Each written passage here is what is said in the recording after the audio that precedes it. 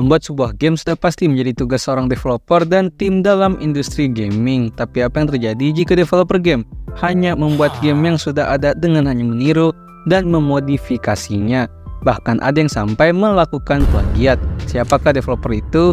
Ya, developer asal Cina yang terkenal akan knock-off gamenya yang selalu mereka buat. Kayak PUBG versi KW ada, Minecraft versi KW juga ada, Valorant versi KW, ataupun game-game lainnya.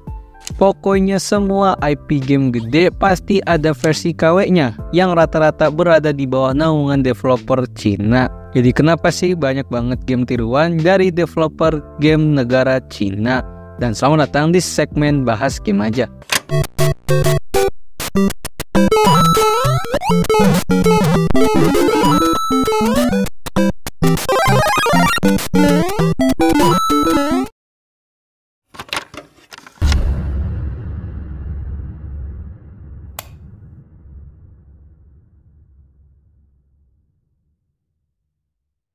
Umumnya sebuah industri game memang sudah sering kali mengalami sebuah kasus kemiripan dan kesamaan dalam ide ataupun konsep pada gamenya. Dikarenakan memang terdapat ide dan genre game yang memang bersifat universal dan memang sah-sah saja untuk dipakai. Seperti contoh game MMORPG yang sudah menjadi genre game yang menjadi sebuah ide yang universal, yang salah satunya adalah game Moonlight Blade M, di mana Moonlight Blade kini telah mengadakan event praregister untuk seluruh wilayah di Indonesia yang akan diadakan selama periode dari tanggal 16 April sampai dengan 13 Mei 2024. Dan untuk melakukan pre-register, kalian bisa mengunjungi website yang ada di deskripsi, lalu klik pada tombol pre-register dan isi data-data yang diperlukan. Kalian akan berkesempatan mendapatkan hadiah undian menarik seperti satu paket tour Shaanxi kota tua Feng Huang Cina untuk satu pasangan, satu iPhone 15 Pro Max dengan internet 256GB, 10 Divine Embroidery Lugia set, dan 50 game card dari VNG Games. Moonlight Blade sendiri merupakan sebuah game MMORPG yang memiliki grafis yang memukau dan mengambil konsep peradaban lama Cina, di mana banyak karakter-karakter unik dengan role masing-masing, dan kalian juga bisa mengkostumasi karakter sesuai keinginan kalian, mulai dari role, gender, bahkan sampai detail-detail pada wajah dan lain-lainnya. Nikmati pertarungan yang seru dengan kombinasi skill-skill yang epic. Jadi tunggu apa lagi? Ikut register Moonlight Blade M sekarang dengan mengklik link di deskripsi untuk berkesempatan mendapatkan hadiah-hadiah undian dan juga hadiah event menarik lainnya. Tapi semua itu tidak berlaku jika sudah masuk ke ranah yang namanya sebuah ciri khas dan konsep pada sebuah game. Dikarenakan itu malah sudah terhitung sebagai tindakan plagiarisme, di mana seperti yang kalian tahu, plagiarisme merupakan sebuah tindakan mengambil atau bahasa kasarnya itu mencuri sebuah ide, gagasan, dan pemikiran yang dibuat oleh orang lain. Dan memang sudah pernah gue bahas secara merangkum pada video ini. Jadi cek aja. Tapi mari kita melihat kasus plagiarisme pada kacamata industri game, di mana kerap kali terdapat banyak kasus tiru-meniru atau plagiarisme yang selalu saja developer game asal Cina lah sebagai pelakunya. Kita ambil contoh saja seperti game Rules of Survival yang merupakan game Battle Royale yang beroperasi di bawah naungan NetEase, yang merupakan perusahaan game yang berasal dari negara Cina, yang digugat oleh PUBG Corporation dikarenakan game yang sangat-sangat mirip dan dianggap plagiat dengan game PUBG, mulai dari cara marketing, beberapa elemen mekanisme pada gamenya yang gugatannya sendiri memiliki sampai dengan 155 halaman, yang pada akhirnya dari gugatan tersebut game ROS diberhentikan dan NetEase membayar kompensasi sebesar $150.000 atau setara dengan 2,4 miliar rupiah.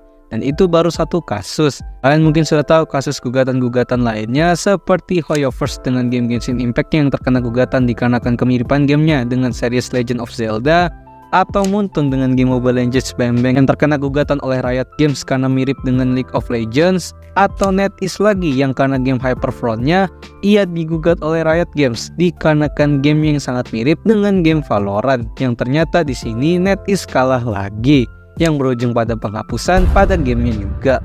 Nah, itu yang baru digugat aja.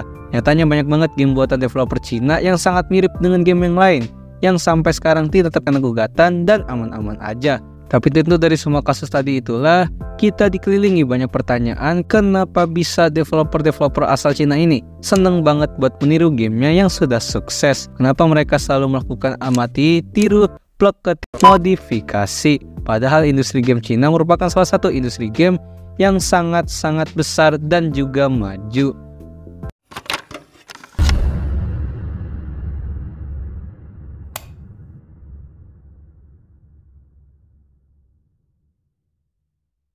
Secara umum dalam dunia bisnis, meniru itu lebih enak ketimbang melakukan inovasi. Itulah kenapa animasi tiru modifikasi atau ATM menjadi metode yang sangat klise untuk berbagai perusahaan. Karena biasanya sebagai sebuah perusahaan yang ingin menghasilkan keuntungan yang besar dengan modal yang tidak banyak, tentu mencetuskan ide baru atau sebuah inovasi baru itu sangatlah memakan banyak biaya dan banyak waktu juga. Dikarenakan adanya biaya untuk melakukan research dan adanya waktu yang cukup lama untuk menghasilkan ide inovasinya itu dengan sangat-sangat matang. Tapi masalahnya, meskipun sudah banyak mengeluarkan biaya dan waktu untuk sebuah ide atau inovasi baru, game yang dalam tanda kutip masih fresh ini juga belum tentu laku, dikarenakan orang-orang juga belum familiar dengan ide atau konsep baru yang dimiliki oleh game tersebut, sehingga menghasilkan resiko 50-50 di mana bisa saja gamenya itu sukses banget, tapi di sisi lain gamenya juga bisa gagal total. Sehingga di zaman industri gaming sekarang,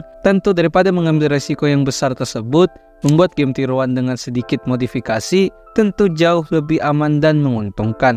Kalaupun rugi, juga nggak bakal rugi-rugi banget, dikarenakan biaya produksi yang lebih murah juga. Dan semua hal tadi juga didukung dengan banyaknya pesaing yang melakukan metode yang sama. Seperti yang gue bilang pada chapter sebelumnya, kalau negara Cina memiliki industri game yang sangat besar, sehingga kompetitor bisnis juga sudah sangat banyak.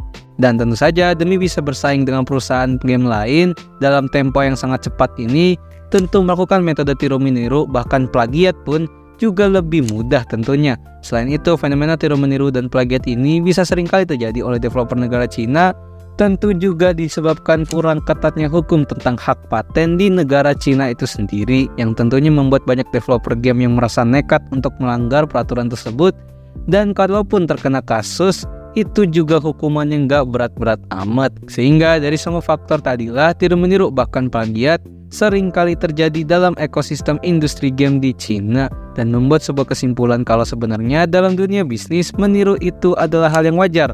Lagi pula di dunia ini sudah jarang atau bahkan tidak ada lagi yang original idenya. Tapi tetap sesuatu yang berlebihan itu tidak baik. Ketika developer-developer ini mengambil konsep dan ide sebuah game yang sangat universal, dikarenakan semua game yang ada di pasar juga memiliki mekanik yang sama, itu masih bisa dimaklumi karena memasuki zona putih. Tapi ketika sudah mulai meniru bagian-bagian penting atau ciri khas dari sebuah game populer atau game manapun itu jatuhnya sudah plagiarisme dan zona hitam, dan tentu saja salah.